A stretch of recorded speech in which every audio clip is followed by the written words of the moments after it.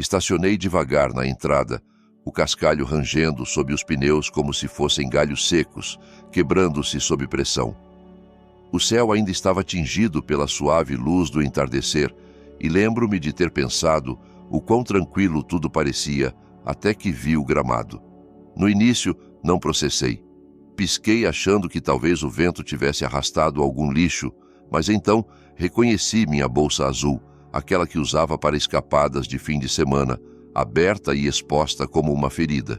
Meus álbuns de fotos, o casamento, os aniversários de infância de Diogo, até o do último passeio de pesca do meu marido, estavam espalhados como revistas descartadas. Os livros que guardei por décadas jaziam de bruços na terra. E então, o pior. A velha vara de pesca de Estevão, partida ao meio, repousando sobre pilha como uma coluna quebrada. O jardim de rosas estava destruído, a treliça que passei toda uma primavera construindo estava lascada, e meus vasos de lavanda esmagados sob o que pareciam as pernas de uma mesa dobrável. Era como se alguém tivesse tentado me apagar com traços rápidos e violentos.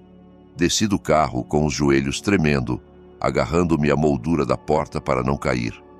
O ar cheirava a rosas e traição. Havia uma nota colada na porta principal, só um pedaço de papel pautado com as bordas enroladas, ondulando suavemente com a brisa. Sinto muito, mãe. Os pais de Clara vão se mudar para cá. Já não temos espaço para você. Espero que entenda. Sem assinatura, mas a letra era inconfundível, limpa e inclinada para a direita. Diogo sempre se gabava de como sua caligrafia era bonita. Eu o ajudava com os ensaios escolares, corrigindo a gramática, enquanto ele comia uvas ao meu lado. Do outro lado da rua, a senhora Gomes ficou paralisada no meio do passo, apertando sua bolsa como se temesse que voasse. Seu marido atrás franzia a testa. Ninguém acenou. Ninguém disse nada. Peguei uma foto emoldurada do Natal familiar de 1998 e a apertei contra o peito enquanto caminhava até a porta e batia. No início, bati suavemente ainda, agarrando-me à esperança de que isso fosse um mal-entendido. Talvez Diogo tivesse escrito a nota às pressas, talvez Clara tivesse interpretado mal algo, talvez eu tivesse entrado no pesadelo errado, mas ninguém saiu. Então bati de novo, mais forte. Minha mão tremia a cada golpe. A porta se abriu apenas uma fresta. O rosto de Clara apareceu na brecha com aquela expressão familiar, arrogância disfarçada de preocupação. "Ah, que surpresa!" Zrenia disse, como se não esperasse que eu voltasse. "Já está aqui?" Podia ver o corredor atrás dela intacto, em seus detalhes, as fotos familiares, o tapete gasto que eu sempre quis trocar, o aroma de limão do lustra-móveis impregnado nas paredes. Diogo estava a alguns passos atrás com os braços cruzados, o olhar fixo no chão como uma criança pega fugindo depois da hora. Olhei para ele, não para ela. "O que é isso?" Zrenia perguntei. Minha voz quebrou na última palavra. Clara abriu a porta um pouco mais, o suficiente para dar um passo à frente. "Não é nada pessoal", disse, a mentira fluindo fácil de sua língua. "Só precisamos de mais espaço. Meus pais também estão envelhecendo. É o justo." Voltei a olhar para Diogo. Ele ainda não me olhava. "Você já teve seu tempo aqui, mãe", acrescentou Clara com voz cortante e definitiva. "Agora é a nossa vez. A casa tem que se sentir nossa." Diogo, enfim, ergueu o olhar só por um instante. "É melhor assim", murmurou mal audível. E então a porta começou a se fechar. Sem abraço, sem desculpas. Só o leve clique da tranca, como se estivessem barrando um intruso. Fiquei na varanda com a nota ainda na mão, amassada entre meus dedos. Seu peso se assentou no meu peito, frio e pesado, enquanto descia os degraus para a rua. Caminhei sem rumo, arrastando minha mala como se fosse um braço cansado. O bairro passava borrado, casas de tijolo, sebes bem podadas, sinos de vento tilintando contra as varandas. Ninguém me parou. Ninguém perguntou por que uma mulher da minha idade puxava uma mala ao anoitecer. Cheguei ao Parque do Rio. O sol estava se pondo, derramando ouro sobre o calçamento. Sentei-me em um banco verde à beira do caminho, daqueles que rangem quando você se mexe. Não me mexi. A nota ainda estava na minha mão. Alisei-a sobre o colo, relendo a mesma frase até as palavras perderem o sentido. Já não temos espaço para você. Nenhum sentimos muito. Nenhum vamos conversar. Só espaço ou a falta dele. Uma criança pequena passou correndo com um catavento rindo. Sua mãe a seguia sorrindo, sem notar que cruzava o caminho de alguém que um dia foi como ela. Antes, eu era a que tinha uma criança risonha e uma bolsa cheia de lanches e curativos. Antes, eu era necessária. A lista começou a se formar na minha mente sem que eu a chamasse. Cada festa de aniversário que organizei, cada febre que velejei, cada empréstimo que dei sem esperar pagamento. Dei minhas economias quando o negócio de Diogo estava à beira do colapso. Só até você se recuperar, disse, e falava sério. Renunciei ao cruzeiro pelo Alasca que Estevão e eu planejamos por anos. Renunciei às aulas de pintura. Renunciei a fins de semana com amigas, porque Clara precisava que eu cuidasse de Elias depois da escola. A lista cresceu enquanto a luz se desvanecia, e ao crescer, algo mais começou a se assentar junto à dor. Não era raiva, ainda não, mas algo mais firme que a tristeza. Dobrei a nota com cuidado e a guardei no bolso do meu casaco como um recibo de uma compra que agora lamentava. Uma brisa do rio roçou minha bochecha, fria como uma mão. Fechei os olhos tentando lembrar a última vez que fiz algo só para mim. Quando os abri, o caminho parecia diferente, não novo, só mais claro. Levantei-me devagar e comecei a caminhar, mas parei e me sentei de novo no banco, desta vez mais devagar, como se sentar pudesse soltar algo preso dentro de mim. Minha respiração era curta, como se meu corpo não decidisse se chorar ou se acalmar. Em vez de olhar o parque, olhei para dentro, e o passado começou a surgir como névoa. Clara havia plantado sementes por anos, comentários pequenos, disfarçados de brincadeiras. Quando finalmente fizermos esta casa nossa, vou derrubar a parede entre a cozinha e a sala de jantar. Algo mais aberto, não acha? Lembro-me de rir na época sem dar importância. Mas houve muitos assim, comentários sobre reduzir coisas, sobre como o jardim era trabalho demais para alguém da sua idade, sobre o quão bonito seria ter os pais dela perto, como uma grande família feliz. Atribuía à personalidade dela a necessidade de controle. Dizia a mim mesma que ela só estava se adaptando, que era insegura, que só tentava.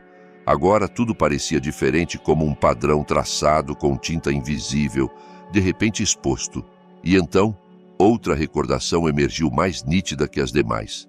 Foi Diogo há 5 anos, sentado à mesa da cozinha, com a velha maleta de Estevão aberta entre nós.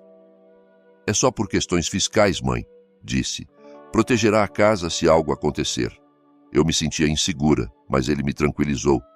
Preenchemos os documentos juntos. Guardei uma cópia no meu cofre no armário. Nunca foi uma transferência de propriedade. Era um título compartilhado, nunca finalizado, nunca revisado. Insisti em manter meu nome nele por via das dúvidas. Levantei-me de novo, não porque estivesse pronta para ir, mas porque algo dentro de mim havia mudado, não totalmente para a clareza, mas sim para longe da impotência. Agarrei a alça da minha mala, não para me equilibrar, mas para encontrar direção, e comecei a caminhar para uma porta que quase esqueci que ainda tinha a chave. A chave ainda estava no meu chaveiro, apertada entre a do correio e a pequena lanterna que parou de funcionar há anos, latão suave, desgastado nas bordas. Não a tocava desde antes de Elias nascer. Abria a porta de um pequeno estúdio na Avenida Paulista, acima de uma livraria velha e ao lado de uma floricultura que sempre cheirava a eucalipto úmido. Quando Estevão vivia e eu trabalhava meio período no Centro Comunitário de Arte, me ofereceram o espaço por um programa de moradia para o pessoal. Nunca ia ser permanente, só um lugar para artesanato e ler em paz. Mas o conservei, paguei o aluguel mínimo, cada ano renovei mais por hábito que por necessidade. Nunca disse a Diogo que não o havia soltado. Quando cheguei aos degraus da entrada, minhas pernas doíam. A rua estava silenciosa, as janelas escuras. Subi devagar com a mala batendo atrás. A porta do estúdio emperrou um pouco, mas a chave girou sem problema. O cheiro me atingiu primeiro. Poeira e papel velho misturado com lavanda seca dos saquinhos que deixei nas gavetas. O espaço era menor do que lembrava. Só um quarto com uma kitchenette, uma cama estreita e uma poltrona junto à janela, mas estava limpo, intacto meu. Deixei a mala e caminhei até a janela. O beco lá embaixo estava tranquilo, com alguns postes piscando como pensamentos distantes. Apoiei a palma no vidro frio e fiquei ali um tempo, deixando o silêncio me envolver. Depois, abri o armário, baixei o cofre e tirei os documentos que Diogo uma vez me ajudou a preencher. Liguei para Ricardo ao amanhecer. Ele atendeu no segundo toque com voz sonolenta, mas firme. Carmen? Swing disse primeiro por hábito. Respondi suave, mas clara. Sou Iris. Houve uma pausa, depois uma risada baixa, familiar. Iris Valdez, faz muito tempo. Aceitou se encontrar comigo naquela tarde no seu escritório na Avenida Brigadeiro Faria Lima, entre uma padaria fechada e uma agência de viagens com cartazes não atualizados desde 1998.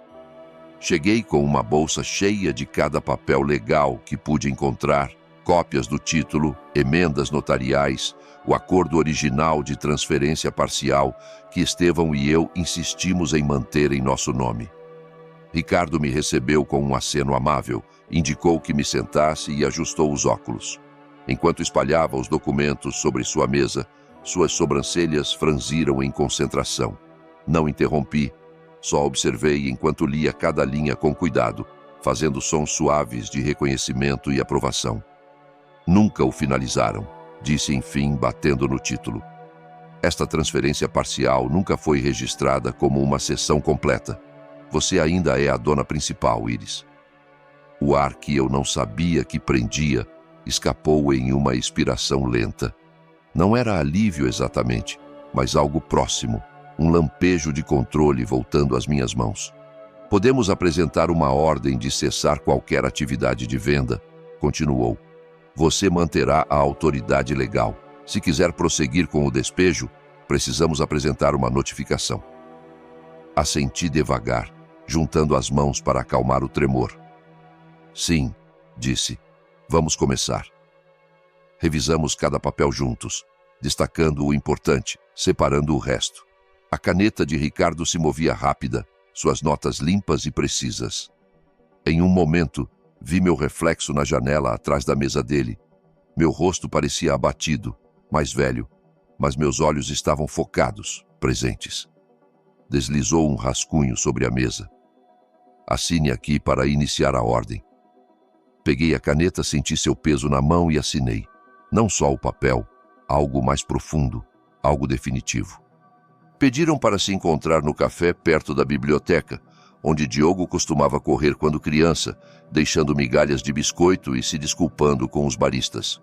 Escolhi uma mesa junto à janela, onde a luz cortava em ângulos afiados e cada assento era visível do balcão. Queria que me vissem. Chegaram 10 minutos atrasados. Clara estava vestida como se saísse de um catálogo, perfeitamente arrumada, segura. Diogo parecia pálido, inseguro, com um sorriso nervoso tremendo no canto da boca. Mãe, disse, buscando um abraço que não retribuí. Obrigado por vir. Assenti levemente e apontei os assentos à minha frente. Nenhum pediu nada. Queríamos esclarecer as coisas, começou Clara juntando as mãos sobre a mesa como uma política. Tudo tem sido intenso. Pensamos que falar pessoalmente ajudaria. Diogo tirou um envelope da bolsa. Só papéis, disse rápido demais. Nada complicado, só uma transferência formal para facilitar as coisas para todos, para evitar problemas. Clara interveio com voz melosa. Só ajudaria todos a seguirem em frente sem confusões, sem tensões. Olhei o envelope sem tocá-lo. Depois tirei um da minha bolsa e o deslizei sobre a mesa. Clara o olhou com cautela e abriu. É um cheque, disse. Suficiente para 2 semanas em um motel e talvez algumas refeições. Tomem como um gesto. Diogo piscou. Mãe, não queríamos... Pensarei nos papéis, disse com tom firme. Mas preparem as malas. O sorriso de Clara vacilou, mas ela o pegou antes de quebrar completamente. Claro, disse com voz mais fina. Sabíamos que você seria razoável. Terminei meu chá devagar. Eles ficaram rígidos, esperando algo, talvez que eu chorasse, que repreendesse, que suplicasse, mas só me levantei, ajustei o casaco e assenti uma vez antes de sair para o frio brilhante da tarde. Quando cheguei à esquina, sabia que ainda estavam sentados ali, confusos com o quão forte pode se sentir uma rebeldia silenciosa. Estava sob o carvalho do outro lado da rua, meio oculta por seus galhos, o mesmo árvore onde pendurava lanternas todo o carnaval. A manhã estava úmida, o céu carregado de nuvens que ainda não decidiam chover. A rua estava mais silenciosa que o normal, como se pressentisse algo prestes a se romper. O oficial chegou pontual às 10, um homem com expressão neutra e uma pasta sob o braço. 2 policiais o seguiam, não hostis, só oficiais.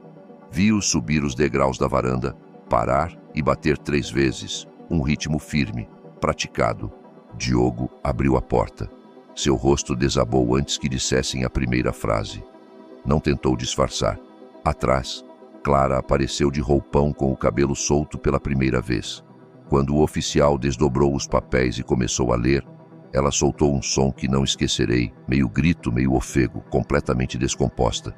Os vizinhos começaram a se reunir espiando pelas persianas, saindo com xícaras de café na mão sob pretexto de não esquecer de tirar o lixo. Vi a senhora Silva sussurrar para o marido, os olhos saltando entre a varanda e os outros que fingíamos não olhar. Diogo ficou imóvel enquanto o oficial lhe entregava o envelope. Suas mãos tremiam tanto que pensei que os papéis cairiam. Não parecia irritado, parecia vazio, como se algo dentro dele tivesse se rasgado e ele mal notasse. Clara se deixou cair no degrau superior, ainda descalça, com o rímel borrado sob os olhos. Tentou alcançar Diogo, mas ele continuava olhando o documento, lendo cada linha como se pudesse se reordenar em algo mais amável. Virei-me antes que me vissem, não por piedade, mas porque já havia visto o que precisava. Pela primeira vez, tiveram que se sentar no silêncio que eles mesmos criaram e não precisava ver o que seguia para saber como seria, quão forte seria esse silêncio. Para o final da semana, a história já havia percorrido cada canto do bairro. Não precisava de adornos, a imagem sozinha, Clara chorando na varanda enquanto o oficial lia a notificação de despejo, era vívida o suficiente para perdurar. As pessoas pararam de cumprimentá-los. Alguns cruzavam a rua completamente. O silêncio ao redor da casa deles se tornou mais denso que qualquer rumor gritado. Ouvi os murmúrios na mercearia da esquina, os olhares no correio. A senhora Lopes, que uma vez me repreendeu por não podar bem a Sebe, disse à Caixa em voz baixa: depois de tudo o que ela fez por eles, imagine. A Caixa só assentiu com olhos arregalados. Nunca corrigi ninguém, não precisei. Começaram a ligar, primeiro Diogo, depois Clara. A primeira mensagem foi calma, calculada. Vamos conversar. Não queríamos que chegasse tão longe. Na quarta, a voz de Diogo quebrou no meio. Não ouvi as outras. Só as apaguei uma por uma, como quem limpa recibos velhos de uma carteira. Bloqueei os números sem hesitar, não para machucá-los, não por vingança, mas porque já não lhes devia acesso a mim. Há uma diferença entre estar em silêncio e ser silenciada. Por anos engoli o que sentia para manter a família unida. Agora, com nada mais a proteger que minha própria paz, deixei o silêncio se estender ao meu redor e não o preenchi com nada além da minha respiração. O estúdio estava silencioso, salvo pelo zumbido suave do rádio e o som ocasional da linha deslizando pelo tecido. Havia baixado a velha caixa de colchas da prateleira superior, onde esteve intacta por mais de uma década. Os retalhos ainda estavam lá, desbotados, desfiados nas bordas, mas inteiros, triângulos e quadrados em azuis suaves, estampados de rosas, pedaços de vestidos que usei quando Diogo era pequeno. Espalhei-os sobre a mesa e comecei a costurar, não rápido, não perfeito, só constante. Meus dedos lembraram o ritmo antes da mente. Era como retomar uma frase que deixei incompleta. Na primeira noite que trabalhei nela, chorei sem barulho. não de tristeza, mas de liberação. Havia algo reconfortante em segurar algo frágil e saber exatamente como repará-lo. Com cada ponto, uma decisão, com cada costura, uma nova linha traçada. Liguei para Ricardo e disse que queria redirecionar todos os ganhos da venda da casa, não para Diogo, não para ninguém que esperasse minha assinatura como um cheque a cobrar. Queria que fossem para abrigos, lugares para mulheres como eu, mulheres usadas e descartadas, e depois convidadas a desaparecer em silêncio, idosas, mães, pessoas que deram demais por tempo demais. Quando os papéis estavam prontos, Ricardo disse: "Sabe que nunca te perdoarão?" Respondi: "Nunca foi pedido que o fizessem." Costurei até os olhos arderem e as mãos doerem. A colcha começou a tomar forma de novo, não como era, mas como precisava ser. Não só unia pedaços, decidia o que ficava e o que não. Quando passei o último borde, já sabia como tudo terminaria. Caminhei pela cidade sem precisar estar em lugar nenhum. As ruas vibravam com vida, e pela primeira vez não corria entre obrigações nem respondia às necessidades dos outros. Nenhum título me seguia, nem mãe, nem avó, só Íris. No escritório de Ricardo, os documentos finais esperavam em uma pasta organizada. Ele me recebeu com um aceno tranquilo, sem alarde. Sentamo-nos à mesa como tantas vezes antes, mas desta vez não havia ansiedade sob minha pele, só calma. Deslizou o último formulário sobre a mesa. Li uma vez, depois assinei. Não dissemos muito depois disso. Ofereceu um chá de jasmim e aceitei grata. Era quente, fragrante, ancorante. Tirei a colcha dobrada da bolsa e a pus sobre o colo. Seu peso se sentia honesto, ganho. Uma foto espiava da bolsa, uma que não olhara em semanas, Elias com uns 5 anos, segurando uma estrelinha com as 2 mãos, o rosto iluminado de assombro. Não chorei, só olhei, depois para o quarto silencioso, depois para minhas mãos firmes, livres. "Sentirão minha falta", disse suavemente, mas só porque enfim disse não.